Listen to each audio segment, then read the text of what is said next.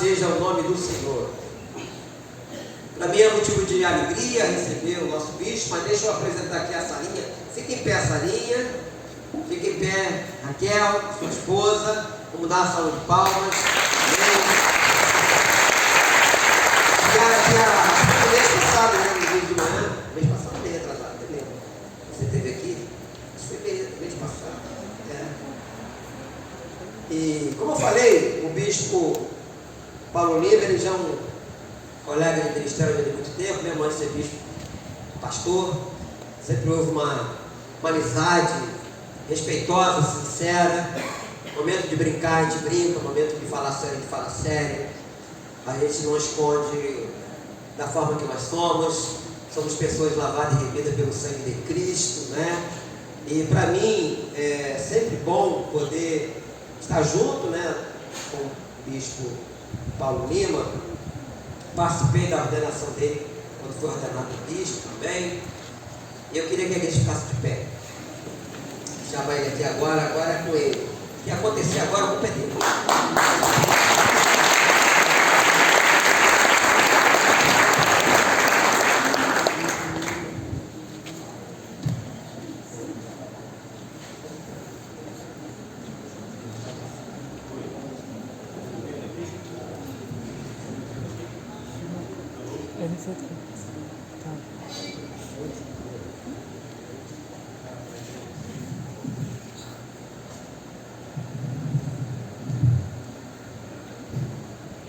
A igreja pode sentar.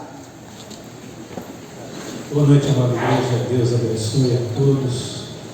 Trago um abraço afetuoso, carinhoso, ministério da Igreja Nova Vida de Botafogo, Bispo Luiz Paulo, nosso líder, pastores Wagner e pastor Hélio, ali laboram, trabalham, servem ao Senhor. Nós estamos unidos, amém? Estamos em um só corpo em Cristo. Um só corpo com vários endereços, né? A igreja do Senhor Jesus Cristo é uma só na terra. É um povo que Ele redimiu, que Ele escolheu desde a eternidade. Ele não foi pego de surpresa. Quando o primeiro casal pecou, Deus não botou a mão na cabeça e alguma coisa deu errado. Temos que fazer um plano às pressas aí para salvar a humanidade. Nada disso. Deus não foi pego de surpresa. Ele já tinha preparado todo o evento. Amém? Ele já tinha preparado tudo, por quê? Porque ele não está sujeito a tempo e espaço. O tempo e o espaço estão subordinados a Ele. Ele criou todas as coisas. E Ele já tinha escolhido desde a eternidade aqueles que seriam dele redimidos pelo sangue de Cristo. A Bíblia diz que Cristo padeceu por nós antes dos tempos eternos. Então, antes de tudo ser criado, tudo já estava feito para a glória de Deus. Deus não é apanhado por oportunismo nem pelo acaso. Deus é um Deus que governa todas as coisas. E é por isso que o Salmo 100 diz para a gente celebrar com júbilo ao Senhor. No verso 2 diz: servir ao Senhor com alegria, apresentar-vos diante dele com cânticos, não é? O verso 4 diz: entrai por suas portas e nos seus atos com hinos de louvor. Então, diante de Deus, a música 24 horas. Os anjos, os arcanjos, os arpistas, o grande coral da igreja dos céus celebram a majestade nas alturas, celebra aquilo que está sendo realizado na terra, no nosso tempo de oportunidade. E nós fomos inseridos nesta graça, irmãos, para ser testemunhas, não de Moisés, não de Elias, não de Buda, nem de Maomé, mas para sermos testemunhas daquilo que vive e reina para todo sempre. Testemunhas de Jesus, que está presente onde dois ou três invocam o seu nome, aí Ele se faz presente pelo seu Espírito Santo. E o Espírito Santo é quem guia a igreja, o Espírito Santo é quem disciplina a igreja, é quem usa a igreja para louvor da glória de Deus. Mas o nosso papel, a nossa incumbência é louvar a Deus. E uma das missões que eu tenho desde a minha infância é de cantar os hinos, cantar os louvores. Eu tenho retrato, a minha família tem retrato, eu pequeno, com aquelas bermudas, né? calças curtas no joelho, de suspensório. Quem se lembra disso? Para sustentar com suspensórios, né? Sapato preto, meia 3/4 até no meio da canela. Quem se lembra disso? E então você está velho, hein? Você se lembra disso, você já passou da idade. Mas desde aquela oportunidade, desde pequeno, desde menino, eu cresci ouvindo meus pais cantando hinos, meu pai Israel, minha mãe Celi, cantando hinos, e aquilo foi entrando no meu, foi formando, forjando meu caráter.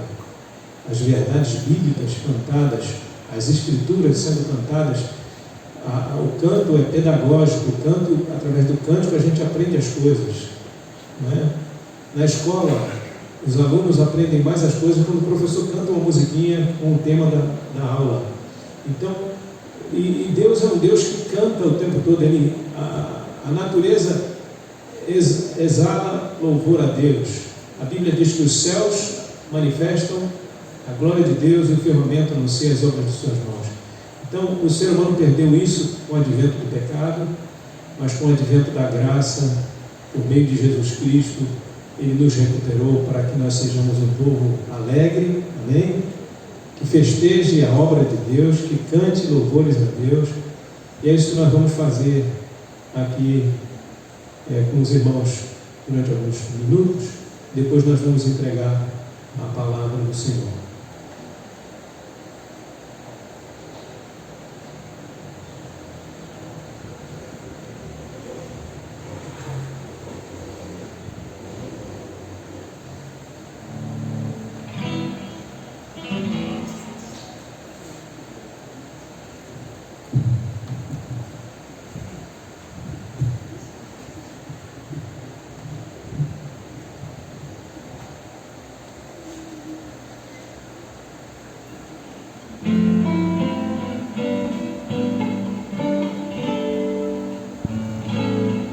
Se você souber, cante comigo. A ti, Senhor,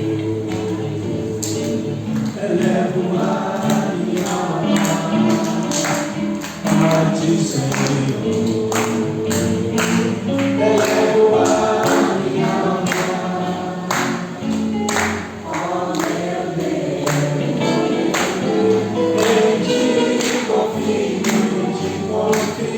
nada e Senhor. Senhor,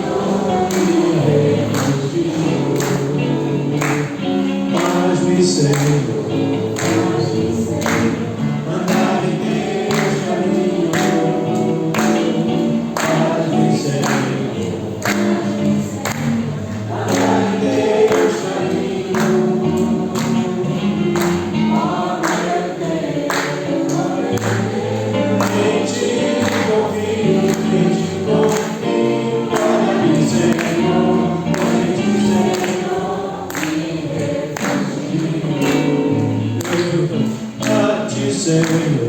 A ti, Senhor, elevo a minha alma. A ti, Senhor, elevo a minha alma. Ó Deus meu, em ti confio, guarda-me, Senhor, pois em ti, Senhor, me refugio. Senhor, andar em teus caminhos, faz-me, Senhor, andar em teus caminhos. Ó Deus meu, em ti confio, guarda-me, Senhor, pois em ti, Senhor, me refugio. Ó Deus meu, em ti confio, guarda-me, Senhor, pois em ti, Senhor, me refugio.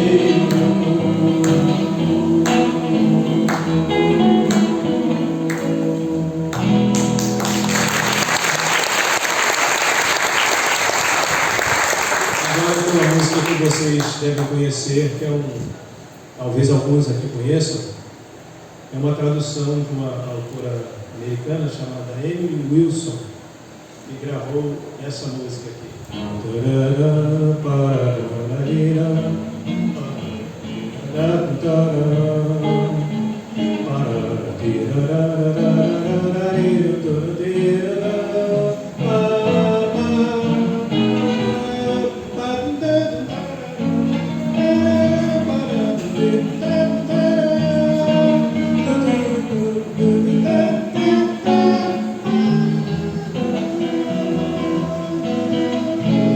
Linda, né? Gostaram? Isso é só a introdução, gente. Se a fé por vezes falta,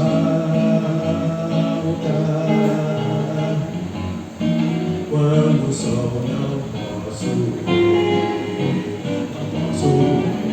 ver a Jesus eu digo humilde: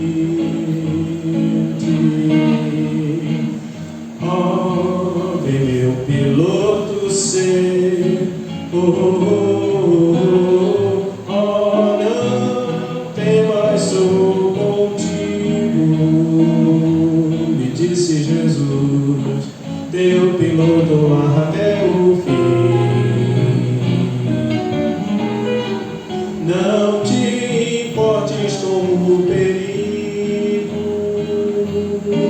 tens a mão, confia em mim. Pararira, pararira, pararinda,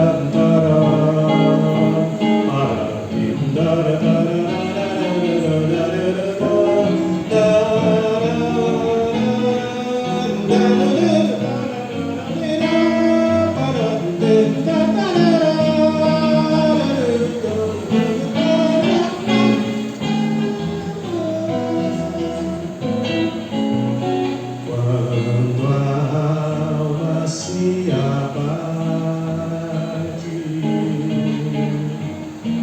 muitos dias longos são, volto a olhar ao meu piloto Jesus. Este canto escuta então, é o Senhor Jesus que diz assim: ó, não temas, sou contigo, disse Jesus, teu piloto até o fim. Não te importes com o perigo, tens a mão, confia em mim. Tens a mão, confia em mim. Tens a mão, confia em mim.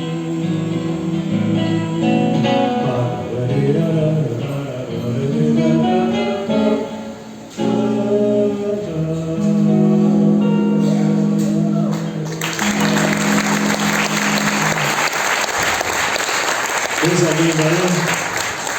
Coisa maravilhosa. Tem um louvor do Sérgio Pimenta, eu acho que é dele, fala assim: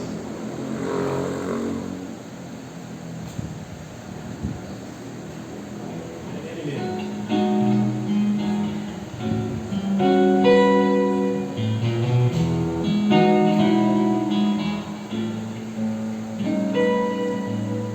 Quando lembro do passado, dos momentos desfrutados de alegria, dos dias, vontade me dá poder retornar a eles todos juntos, se comparam aos segundos dos momentos que hoje tenho com Jesus.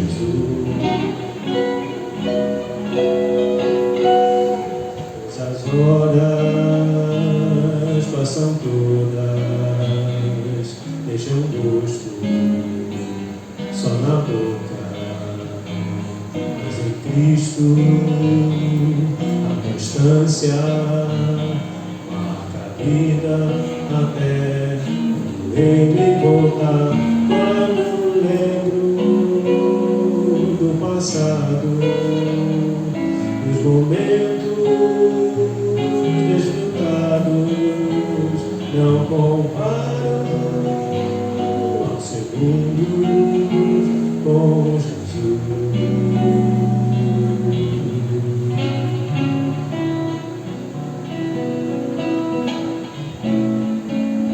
Quando lembro do passado, dos momentos desfrutados, de alegria, belos dias, vontade me dá poder retornar, mas nem eles todos juntos se comparam segundos de momentos que te tenho com Jesus.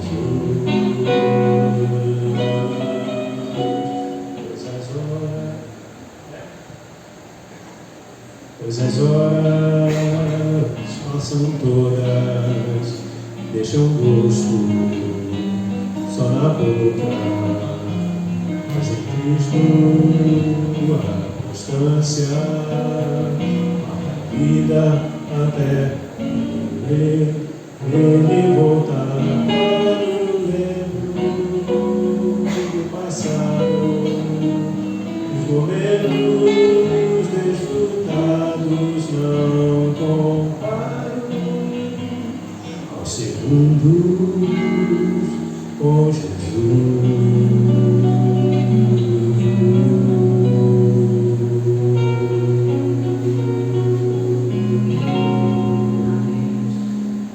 Coisa linda, né?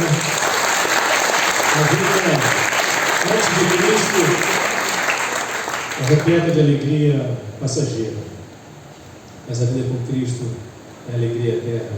Amém? E é para isso que nós fomos chamados. Mas enquanto nós estamos aqui, nós devemos clamar. A Bíblia diz: clama a mim e responder-te-ei, anunciar-te-ei coisas grandes e ocultas que não sabes. E o compromisso que Deus assumiu ao longo da história, principalmente quando ele assume compromisso com Salomão, de ouvir o clamor, as orações, lá em 2 Crônicas 7,14, o que está escrito lá?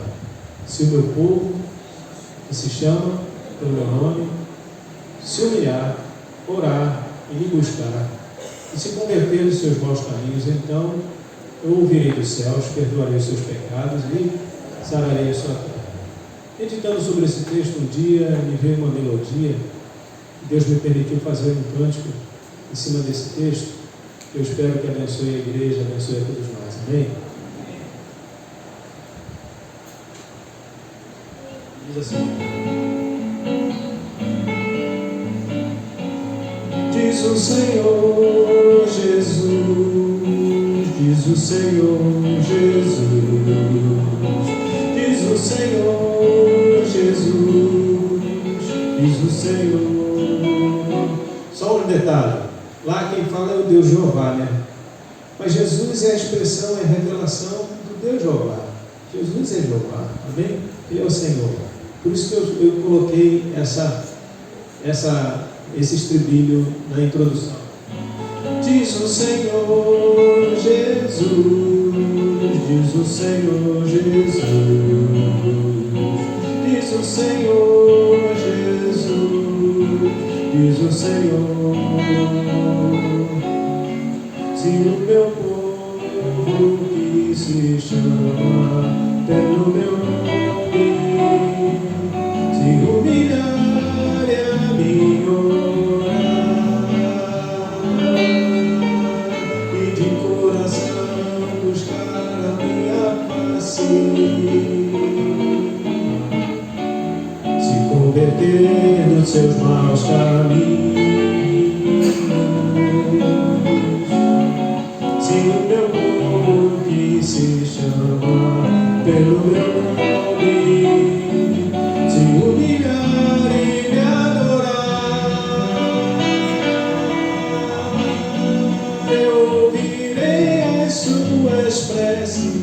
perdoarei os seus pecados e sararei a sua terra.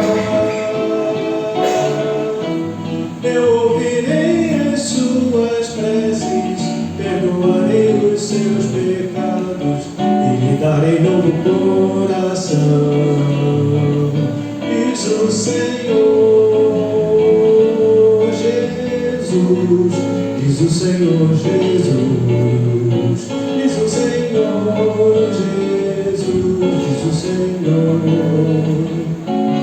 Se o meu povo que se chama pelo meu nome se humilhar e a mim orar e de coração buscar a minha face ao sábado e se converter dos seus maus caminhos,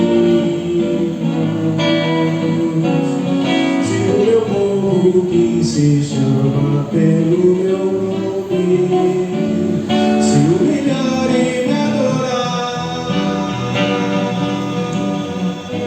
eu ouvirei as suas preces, perdoarei os seus pecados e sararei a sua terra. Eu ouvirei as suas preces, perdoarei os seus pecados e lhe darei novo coração. Vocês, eu ouvirei as suas preces, perdoarei os seus pecados e sararei a sua terra. Eu ouvirei as suas preces, perdoarei os seus pecados e lhe darei novo coração. Diz o Senhor Jesus, diz o Senhor Jesus, diz o Senhor Jesus, diz o Senhor Jesus, diz o Senhor Jesus, diz o Senhor Jesus.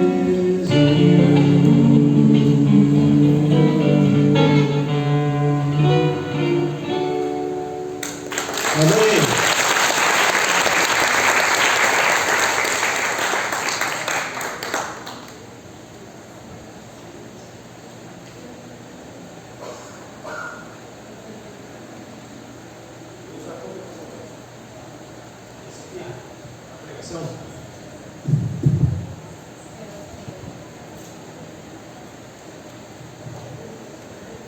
Vamos ficar de pé e abrir a nossa Bíblia, o Evangelho de Mateus, capítulo 8.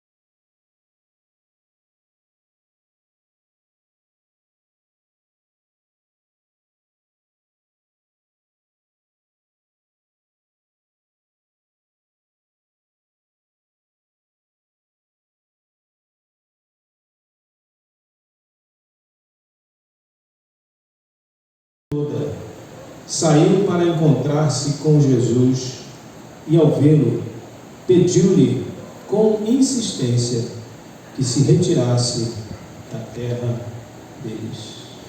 Senhor, abençoe a tua palavra, que os nossos corações sejam impactados por ela e que ela produza o fruto que o Senhor preparou para produzir, pois a tua palavra não volta vazia, Senhor. Ela é poderosa para arrebentar com sofismas, ela é poderosa, Senhor, para sondar os pensamentos e os intentos do coração humano. Perdoa, Senhor, as nossas faltas e glorifica o teu próprio nome com a tua palavra. Que a tua palavra apareça, Senhor. Que o pregador desapareça, mas que a tua palavra fique no centro de tudo. Nós louvamos o teu nome em nome de Jesus. Que a igreja diga amém. Vamos acertar, irmãos. Antes de nos atermos ao texto, eu posso pedir só para, ou diminuir só diminuir um pouquinho, porque está virando a página. O pastor falou que está me descabelando. O vento está tumultuando o meu penteado, que eu gastei uma fortuna. Gastei uma fortuna nesse modelito e não posso perder, né, pastor? Mas vamos lá. Qual é o propósito das Escrituras, irmãos? Do Antigo Testamento e do Novo Testamento? Mostrar o quê? A revelação de Deus ao longo da história. A Bíblia mostra claramente que todo o universo, toda a criação tem um Criador. E este Criador se chama o Deus Todo-Poderoso no Antigo Testamento. No Novo Testamento se chama Senhor Jesus Cristo. Por quê? Porque ao longo de todo o livro, os 66 livros da Bíblia, nós vemos um Deus trinitariano, triuno. Um só ser que se manifesta em três pessoas que são distintas, mas que são co-iguais e que são co-eternas. Amém? O Deus da Bíblia é o Deus Todo-Poderoso, que criou todas as coisas pela palavra do seu poder e criou todas as coisas pelo transbordamento do seu amor. A Bíblia diz que Deus é amor, e Ele criou todas as coisas com uma expressão deste amor. Tudo que foi criado, o firmamento, os planetas, os cometas, a terra, os seres vivos, tudo foi criado para louvor da glória de Deus e para manifestar este amor que Deus tem por toda a sua criação. E ao longo da história nós vemos que Deus vai se revelando progressivamente, paulatinamente ao homem. Por quê? O homem no início conhecia Deus face a face, conversava com Deus face a face, conhecia Deus com toda a sua plenitude e era encharcado da glória de Deus na sua vida, mas tinha que tomar uma decisão de permanecer fiel a Ele. Por isso veio a prova. Foi provado na sua integridade e falhou vergonhosamente. Em pleno jardim, recebendo tudo graciosamente por Deus, e Deus, o homem falhou vergonhosamente em amar a Deus, em ser obediente à sua palavra, e o resultado disso foi o caos generalizado para toda a sua geração posterior.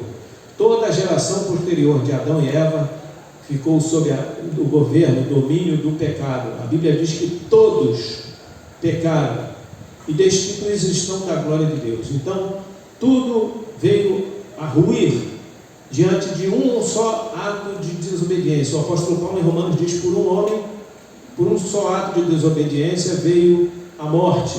Entrou a morte no mundo, entrou o pecado no mundo, e com o pecado entrou a morte.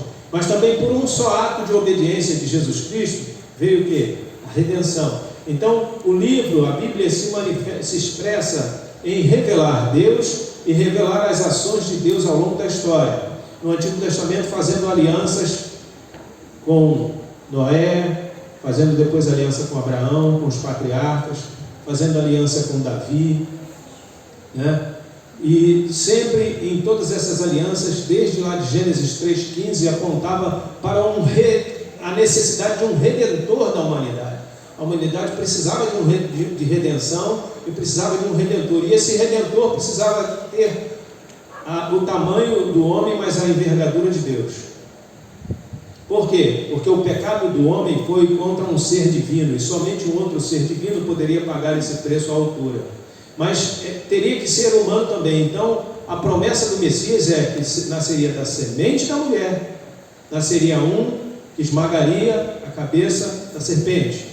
E ao longo da história, Deus preparou isso no Antigo Testamento, dizendo: o Messias virá, o Messias virá, o Redentor virá.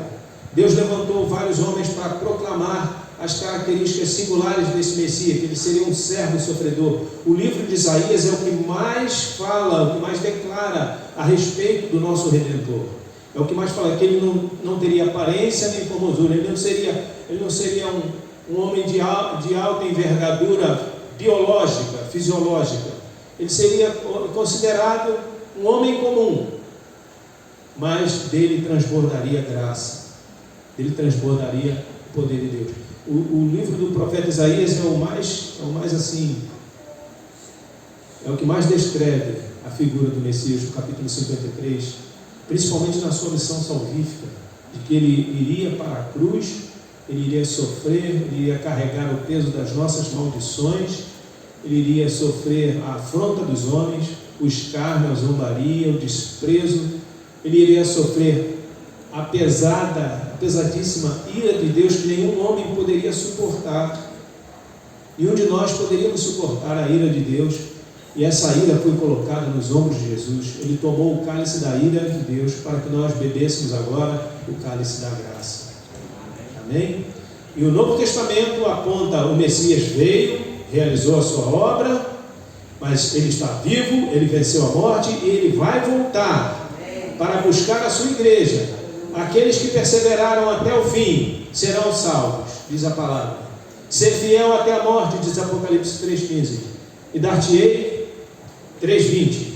E dar-te-ei a coroa da vida. Então, a condição agora da igreja é de manifestar confiança, coragem, intrepidez, ousadia, humildade, dependência de Deus, mas também testemunho vigoroso de que Jesus Cristo é o Senhor, e Ele veio nos buscar não para um reino terreno, porque se fosse para um reino terreno, Ele aceitaria essa parada, Ele resolveria melhor do que Bolsonaro, melhor do que Trump, melhor do que todos os poderosos ao longo da história, porque Ele é o Deus de toda a sabedoria. Mas Ele disse: o meu reino não é deste mundo, eu não vim para estabelecer reino aqui no meio dessa confusão, eu quero tirar vocês desta confusão, eu quero que vocês entrem no meu reino, e o reino dele é um reino de justiça, de paz, de alegria. Onde? No Espírito Santo. Então, a igreja pode ser santa vivendo no meio da corrupção. A igreja pode ser limpa vivendo no meio da sujeira. Por quê? Porque tem um Senhor que é santo e um Senhor que é limpo. Amém? Mas no texto que nós lemos aqui, esse testemunho de Jesus, a revelação do Messias que Israel esperava um Messias político, um libertador socioeconômico da hegemonia romana, e um rei que se apresentasse para os poderosos lá, destronasse Herodes, tirasse do poder de Pôncio Pilatos e estabelecesse a era messiânica. Eles esperavam que isso acontecesse em Jerusalém, mas eis que Deus frustra os planos dele, porque Deus já tinha dito lá nos profetas: e tu, Corazim, e tu, Betsaida, das menores cidades de Judá, ali se manifestará o rei. Jesus começou seu ministério não em Jerusalém, começou na Galiléia, Galiléia dos gentios, Galiléia de um povo miscigenado, de um povo mesclado, de um povo que não seguia direitinho as leis mosaicas. Jesus começa seu ministério entre pescadores, entre os humildes. E está aqui o Senhor nesse texto de Mateus, exercendo o seu ministério, revelando quem Ele é.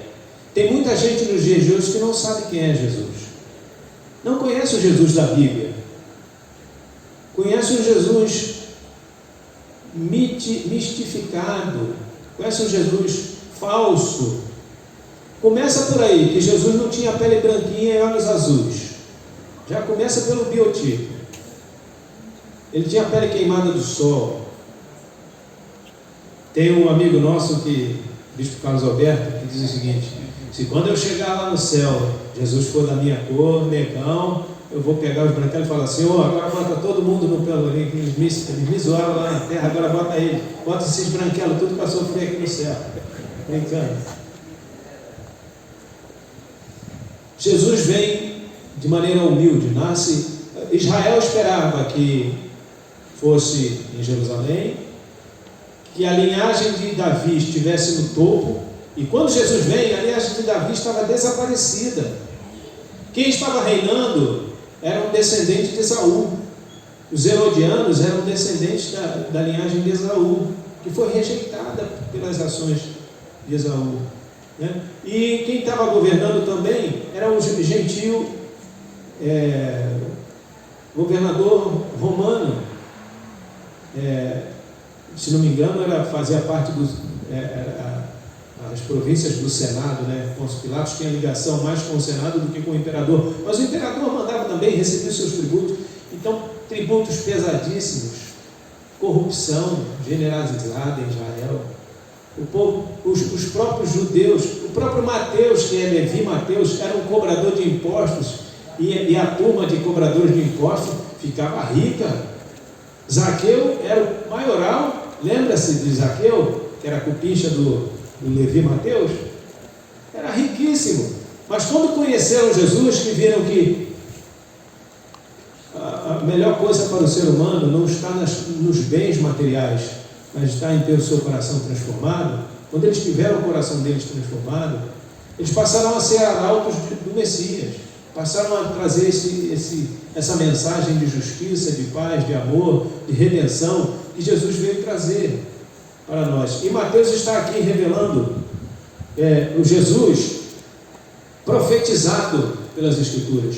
É o evangelho que mais cita os profetas, porque a intenção de Mateus era falar para o público judeu, porque ele era judeu. A intenção dele era convencer os judeus que o Messias que eles crucificaram, que eles rejeitaram na cruz, era de fato o Messias prometido lá no Antigo Testamento. Por isso tantas citações do Antigo Testamento. Mas ao mesmo tempo ele vai contando os feitos de Jesus para mostrar que Jesus era muito mais do que um profeta. Ele era Senhor sobre todas as coisas. Vamos voltar ao texto? Volta a sua atenção ao texto.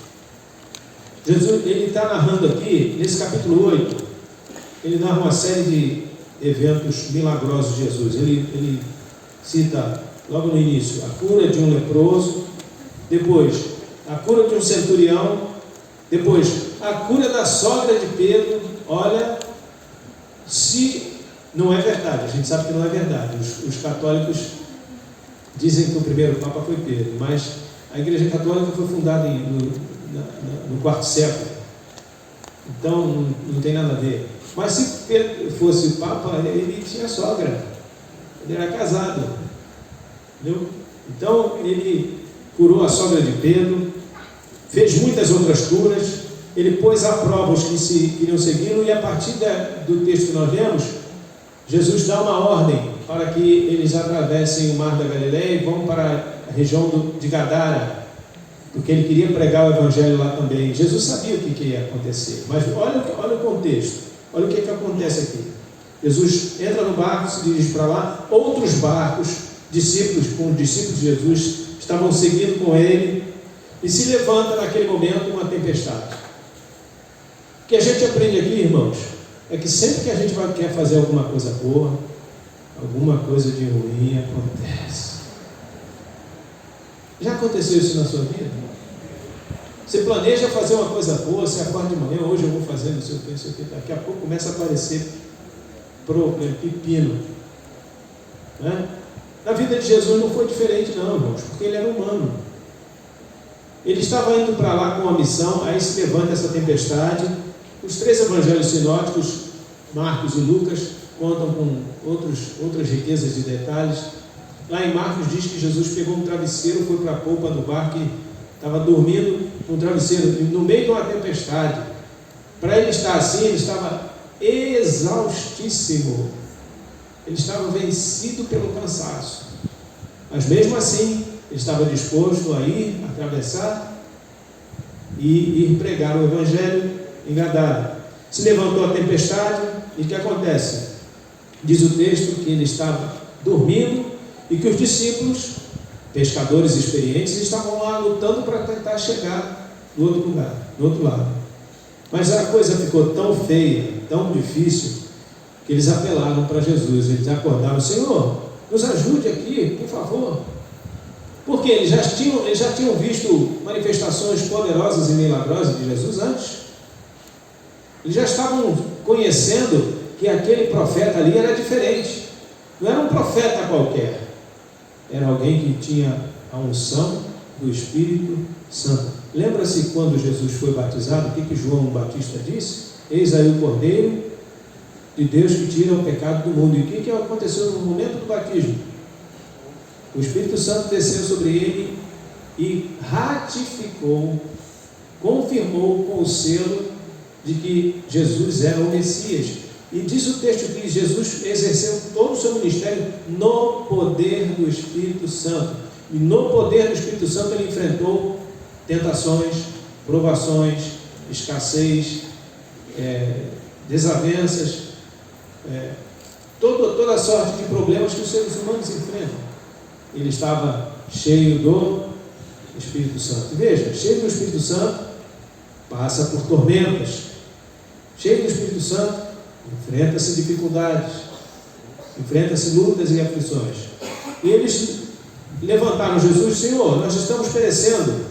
Jesus fala uma coisa aqui para eles que é para nós também: por que vocês são tão medrosos, homens de pequena fé? No outro texto, vocês não creem.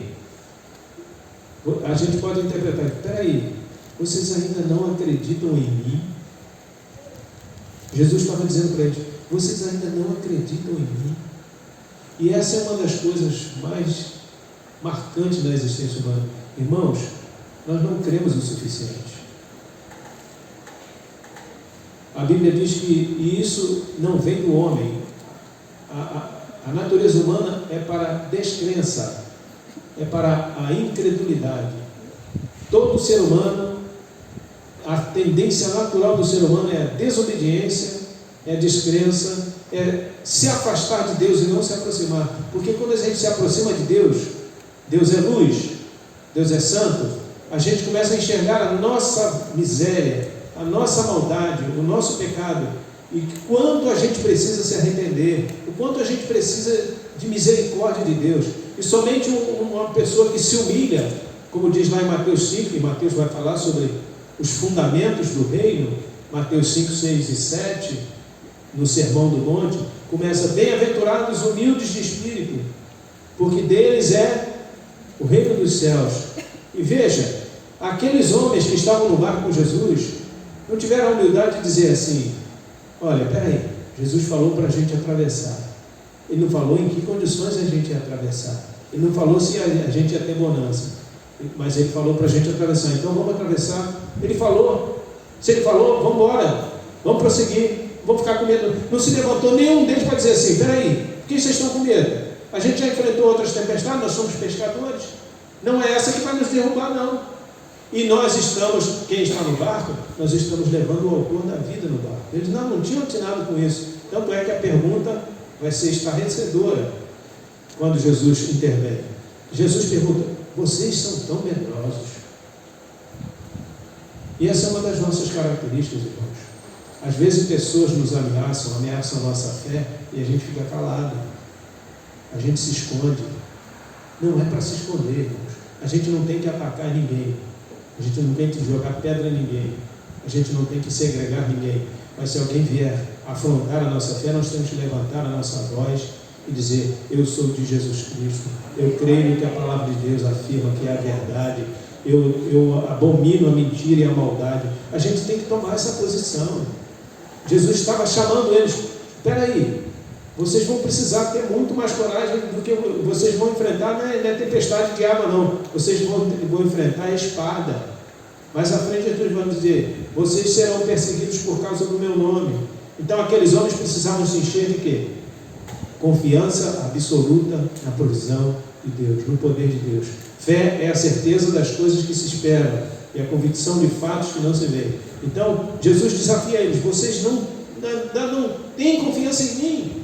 Aí ele se levanta, ordena para que os ventos e o mar se acalmem, e ficou tudo calmo. E eles disseram: quem é este que até os ventos e o mar lhe obedecem? Lembra-se de algo semelhante lá no Antigo Testamento? Moisés conduzindo um povo incrédulo para sair do cativeiro, para ir para a terra prometida, atrás dos exércitos do Egito, de Faraó, à frente o Mar Vermelho. O que faz? Pronto, se correr, como é o ditado? Se correr, se ficar, fazer o quê? Aí Deus dá uma palavra: Moisés, levanta o seu cajado e ordena que o mar se divida. Moisés simplesmente obedeceu, e o mar se abriu na frente deles. Na frente deles. Dizem os historiadores que o local onde eles passaram era água até os joelhos. Água até o joelho. Que um vento costuma ter um vento ali, um vento que de tempos em tempos as águas recuam. Quem já foi na praia do Recreio aqui? Recreio do Bandeirantes, posto 12. Já foi? Tem hora que o mar está cobrindo aquilo ali tudo. Tem hora que na direção da pedra abre um caminho de areia, né? Fica a praia de um lado e praia do outro. Mas no final da tarde aquelas águas se avolumam e voltam. Eles disseram que era mais ou menos aquilo. Aí então a gente é para considerar um milagre maior ainda, né? Sabe por quê, irmãos? Porque o povo de Israel passa no meio do mar, com água na canela, ali era rasinho, dividiu, e os exércitos de Faraó que morreram nas mesmas águas se afogaram com água no meio da canela. Então não procede, né? É uma interpretação espúria que não procede. De fato, Deus abriu o mar, Deus ordenou, o vento soprou constantemente, o povo de Israel passou a pés enxutos. E Deus fez isso vez após vez, milagres após milagres. E eles creram.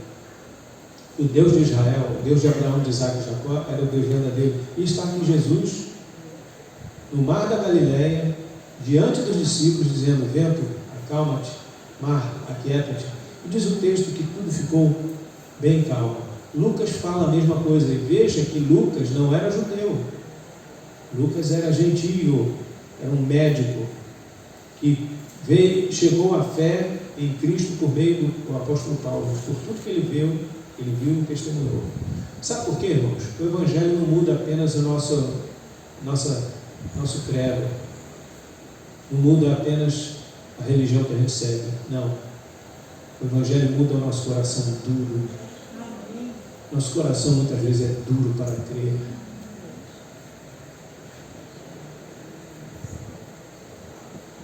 Mas veja o que acontece depois. Quando eles chegam em Gadara, olha outro obstáculo. Nos evangelhos sinóticos de Marcos e de Lucas diz que foi um endemoniado. Aqui está dizendo 2. Não tem problema, pode ter sido um só que foi o interlocutor. Porque no tempo que Jesus veio, era um tempo de muitas doenças, de muitas pessoas doentes, cegos, coxos, aleijados, leprosos, e de muitos endemoniados. Uma das seguidoras fiéis de Jesus, que foi testemunha, foi a primeira que viu Jesus ressurreto. Qual é o nome dela? Não foi a mãe de Jesus. Não foi Maria, a mãe de Jesus, que viu a primeira a ver Jesus ressurreto. Quem foi? Maria Madalena, Maria de Magdala. Ela era o quê? Ela era uma prostituta na cidade de Gadara, e ela era endemoniada. Jesus expulsou dela 7 demônios que atormentavam a vida dela. Aqui é o caso. Aqui a Bíblia diz, no outro texto correlato, que era legião. E legião, pela identificação de uma legião militar, era em torno de que? 6 mil soldados. Você imagina 6 mil demônios atormentando a vida daqueles homens. E era tal a situação deles que eles viviam no sepulcro. Quem já foi em cemitério aqui? Você teria coragem de morar? Quem teria coragem de morar no cemitério? Levanta a mão. Principalmente à noite, com a coruja cantando. Pois era o lar deles. Eles só... Isso é para a gente pensar, irmãos. Os demônios nunca querem que a gente viva. Eles querem que a gente morra. E aqueles homens não viviam mais no contexto social. Não viviam mais com suas famílias. Eram atormentados de espírito. E Jesus entra ali e eles vão logo ao encontro de Jesus e disse: o que vieste fazer aqui? No outro texto, Jesus, filho de Deus. E Jesus mandou eles ficar calados. E aqui eles estão dizendo: se vai nos expulsar, mande-nos para a manada de porcos. E aquela cidade, uma cidade cuja a vida econômica girava em torno de cuidado de porcos para a venda. E porco era um animal considerado pelos judeus um animal impuro. Não servia para o alimento dos judeus e muito menos para o sacrifício. No período interbíblico, no período que vai de Malaquias até o surgimento de João Batista, nos 400 anos de silêncio da voz profética, a história estava em curso. Se levantou o Império Macedônio, com Alexandre o Grande. Quando ele morre, ele consegue reinar e dominar por 10 anos, de 23 anos até os 33 anos de idade. E quando ele morre, o reino dele se divide em 4. Os 4 generais mais fortes brigam por posses e restou só 2, Ptolomeu e Seleuco. E esses 2 brigavam. Seleuco na região da Síria e Ptolomeu na região do Egito. E Palestina no meio. Vez por outra, a Palestina estava na mão de um ou de outro. Em um determinado momento, o Seleuco Epifanes entrou em Jerusalém, entrou no templo e sacrificou um porco no altar. Aí os macabeus, os Judas Macabeus, se levantam numa revolução e conseguem expulsar os seleucidas de lá, por indignação, por ele ter feito um sacrilégio no templo oferecendo um porco. E Jesus, nesse texto aqui, ele vai ao encontro de um homem que era dominado por espíritos malignos que até se podiam entrar em porcos. E eles pedem para entrar em porcos. Interessante é a tática do inimigo, né? Se ele não pode perturbar um, ele vai perturbar os outros. Olha o que aconteceu. Jesus permitiu exatamente para provar onde está o coração das pessoas, onde está o coração do ser humano. Quando os demônios entram nos porcos, eles se precipitam no mar e todos eles morrem. E aquela notícia chegou na cidade de aqueles homens foram libertos, eles foram curados por Jesus, restaurados a sua vida, a sua psique, a sua normalidade. Eles puderam voltar ao convívio da família. Um grande e maravilhoso milagre Jesus realizou na vida daqueles homens. Era para aquela cidade toda dizer assim: Jesus, tem mais gente nessa situação. Senhor, tem gente na minha família assim, por favor. A gente não se importa de perder bens, não, desde que eles sejam salvos. Mas o que a cidade preferiu? Leia. O que a cidade preferiu?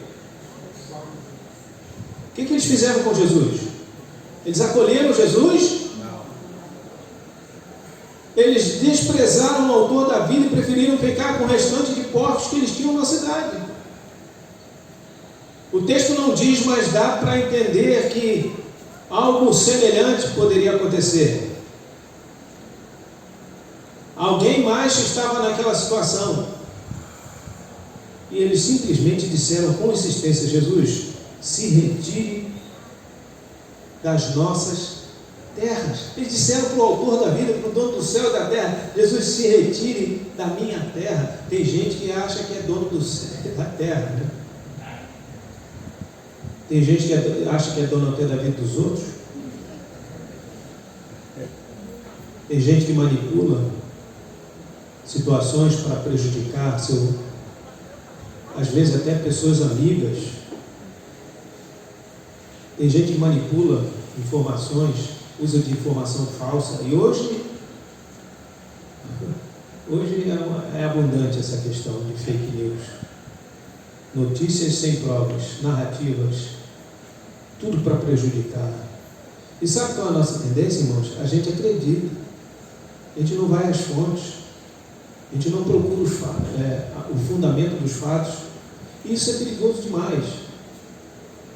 Isso prejudica, isso provoca assassinato de reputações. Tem gente aí sendo vilipendiada terrivelmente porque o ser humano, o seu coração está cheio de maldade. A Bíblia diz que ou o homem é guiado por Deus ou ele é guiado por outras forças. Só existem dois reinos: o reino das trevas e o reino da luz. Satanás nem precisa entrar na vida de uma pessoa para que essa pessoa prejudique outros. Basta incentivá-la a dar vazão à sua própria carne. A nossa carne já faz o trabalho. O texto não diz que essas pessoas que rejeitaram Jesus estavam endemoniadas. Elas simplesmente usaram o seu raciocínio humano dizendo assim: não, eu não quero esse Messias aqui não. Se Jesus entrar aqui, ele vai revelar rapidinho os nossos pecados. Tem gente que odeia Jesus, sabe por quê? Porque Jesus revela os pecados.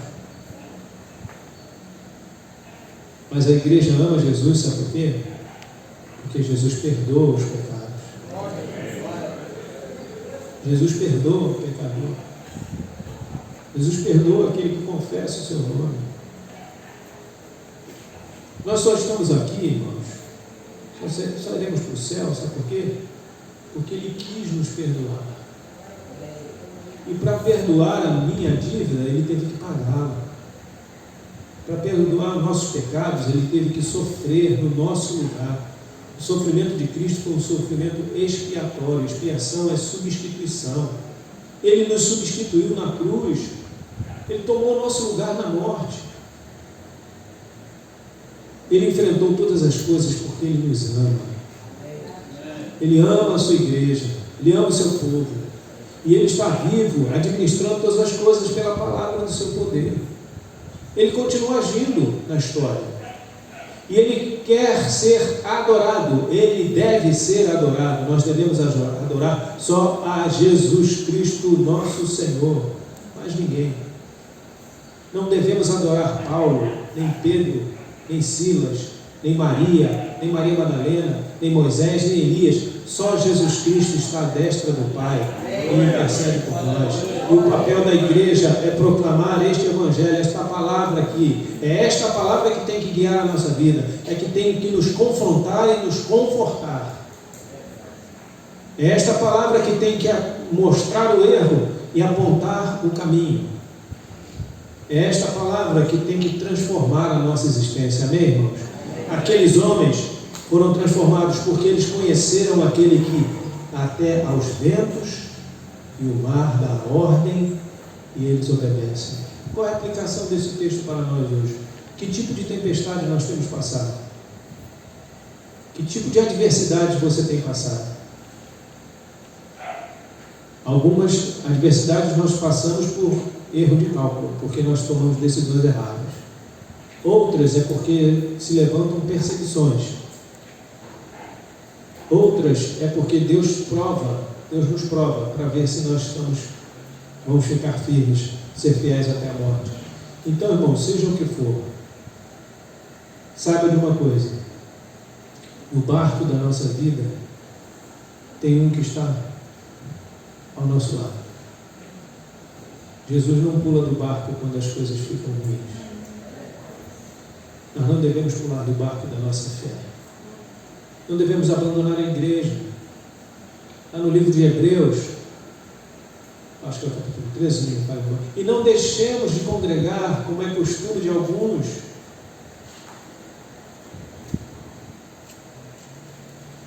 Por causa de uma pandemia fabricada, porque há todas as evidências de que esse vírus foi fabricado em laboratório, de uma manipulação sórdida para criar dominação social, nós aceitamos isso e ficamos tolhidos, ficamos limitados com medo. Não devemos ser medrosos, irmãos. Amém? Devemos ser cuidadosos, cautelosos, devemos ter critérios, sim. Não vamos fazer as coisas atabalhadamente, mas nós temos que ter a coerência. Temos que ter a coerência. Quando Pedro foi ameaçado por Herodes Antipas, pelo Sinédrio, para não anunciar mais o nome de Jesus, lá no livro de Atos, capítulo 4, ele disse: julgai vós mesmos, o que importa, obedecer a Deus ou obedecer aos homens. Quando a nossa fé for confrontada, quando a nossa fé em Cristo for confrontada por alguma arbitrariedade de governo, nós devemos ficar com o que a palavra diz. E se o governo quiser investir contra nós com punição, que o faça. Que o faça. Mais importante é obedecermos a Deus do que aos homens. Amém? Amém? Não estou pregando aqui rebelião civil, nada disso. Estou pregando o que a palavra de Deus diz. Em Romanos 13 diz que nós devemos orar pelas autoridades, que nós devemos obedecer às autoridades constituídas, porque foram constituídas por Deus, e é para o nosso bem quando ela segue a justiça, quando ela segue o que é correto. Agora, quando ela quer implantar coisas que ofendem diretamente a palavra de Deus, aí não. Aí não vem com essa não, que a gente vai ficar com a palavra de Deus, amém? A gente vai ficar com a palavra de Deus. A gente não vai mandar Jesus se retire da nossa terra, não. Pelo contrário, nós temos que dizer: Jesus, vem para a nossa terra, abençoa a nossa terra. Nós devemos orar, irmãos. O que diz 2 Crônicas 7,14? Eu ouvirei as suas preces, perdoarei os seus pecados e sararei a sua terra. Que Deus nos abençoe. Deus nos ajude a prosseguir na fé. Vamos ficar de pé e vamos orar. Pastor, desculpe ter passado. Passei das 7h30, são 7h43. Estenda a sua mão para cá, vamos abençoar o nosso país. Vamos clamar pela nossa nação. Senhor, a tua palavra diz: feliz é a nação cujo Deus é o Senhor, e o povo que o Senhor escolheu para a tua herança, a igreja. E a igreja, Pai, uma parte dela está aqui no Brasil, em vários outros países também tem parcela da tua igreja, o povo que ama o teu nome, ama a tua palavra. E tu tens assistido, ó Pai, a investida do diabo, do mundo contra a igreja. Nas suas várias frentes, eles querem destruir o conceito de família, de propriedade, de liberdade, de deveres. Só falam em direitos, mas e os deveres? O primeiro dever do homem é temer a Deus e guardar os seus mandamentos. Teme a Deus e guarda os seus mandamentos, porque este é o dever de todo homem, diz Eclesiastes, Senhor. E nós tememos a Ti, Senhor. Temor é reverência e respeito. Nós respeitamos a Tua palavra e queremos que o Teu poder se manifeste na nossa casa, na nossa família, na nossa cidade, no nosso estado, no nosso país, ó Deus. Não queremos expulsar o Senhor da nossa terra, não queremos que o Senhor faça parte da nossa terra, Senhor. Queremos que o Senhor governe a nossa terra. Queremos que o Senhor abra uma janela de oportunidade para a pregação do verdadeiro Evangelho no Brasil, ó Pai. Para que vidas sejam impactadas pela Tua palavra. Para que pessoas deixem de brincar com a verdade. Para que pessoas se rendam aos Teus pés. Confessem Jesus Cristo como Senhor de suas vidas. Pai, salva aquele que está drogado, aquele que está embriagado, aquele que está com a sua cabeça virada, Senhor, aquele que é violento, aquele que é cínico, aquele que é trapaceiro, aquele que é falso. Agur, no capítulo 30 de Provérbios, pede duas coisas para ti, Senhor, e eu tenho orado isso, feito esta oração maravilhosa há muito tempo. A primeira, ele pede: duas coisas eu te peço, não me negues antes que eu morra. Afasta de mim a falsidade e a mentira, é a primeira coisa. E a segunda coisa que ele pede a ti, Senhor: não me dê nem a pobreza nem a riqueza, mas dá-me o pão que me seja necessário, para que, estando rico, eu me afaste de ti e chegue a dizer quem é o Senhor, ou que empobrecido eu venha furtar e envergonhar o nome do Senhor. Pai, a tua palavra é tão clara quanto a isto, de que nós devemos viver a verdade. Para fora de nós a falsidade, a mentira, Senhor. Para fora de nós e do nosso contexto familiar, tudo aquilo que é falso, tudo aquilo que é desprovido de fundamentos da verdade. E para fora de nós, Senhor, uma vida desequilibrada, uma vida dependendo de favores do governo. Nós não queremos depender de favor do governo, Senhor. Nós queremos trabalhar, nós queremos exercer nossa profissão, nós queremos sustentar nossa família com honra, não com migalhas. Oh, Senhor, livra o Brasil desta dependência, Senhor, de favores. Uma terra tão rica, tão abençoada. Desperta esse povo para se educar. Desperta esse povo para ler a tua palavra, para ler a Constituição do Brasil, para ler bons livros, para ser um povo amante da leitura, Senhor. Desperta esse povo, Senhor, para a verdade, para aquilo que é honesto, para tudo que é puro, para tudo que é justo, para tudo que é amável, para tudo que é de boa fama, como diz a tua palavra, para aquilo que é a virtude, para aquilo que redunda em louvor, Pai. Senhor, não te afaste da nossa terra, pelo contrário, Senhor, habita em nossa terra, Senhor. Habita em nossa nação, Senhor. Habita na igreja, Senhor. Continua habitando na igreja de Coelho da Rocha, Senhor. Continua habitando no coração destes irmãos. Continue habitando em nossos lares, Senhor. E que tua graça e teu poder sejam manifestados.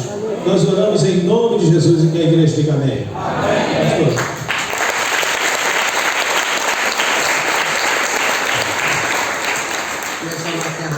Vem cá, Sarinha.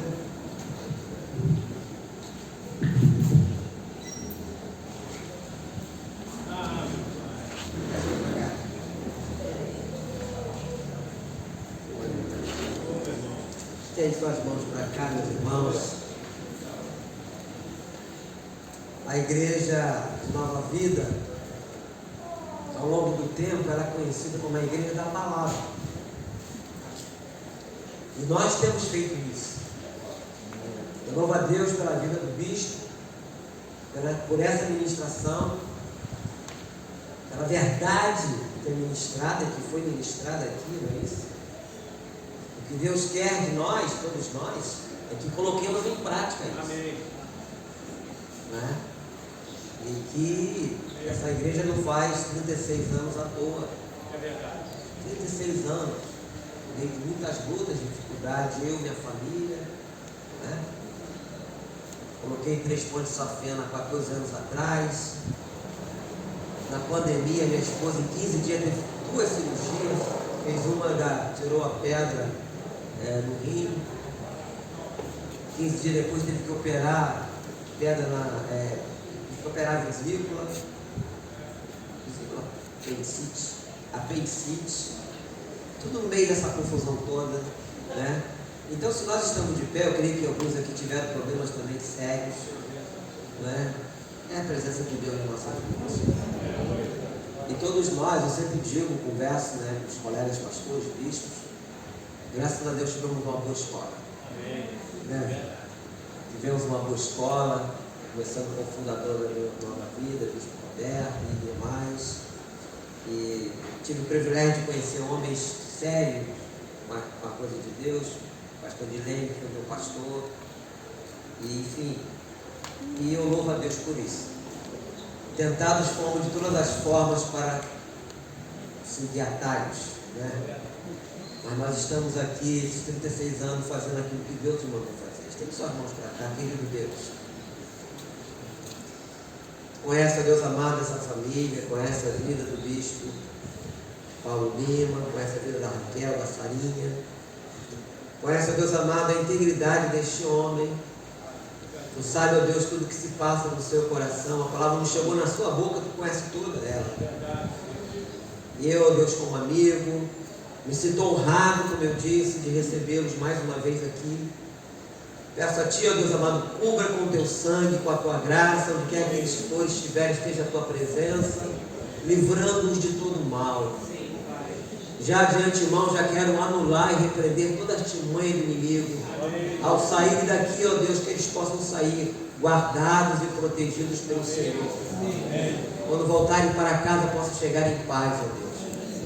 Como pastor, como sacerdote, ó Deus, e ministro do Teu Evangelho, abençoa a vida da Raquel, a vida da Farinha, e abençoa a vida do meu amigo, bispo Paulo Lima, em nome do Pai, em nome do Filho e em nome do Espírito Santo. Que toda a igreja diga amém? Amém. Uma salva de palmas.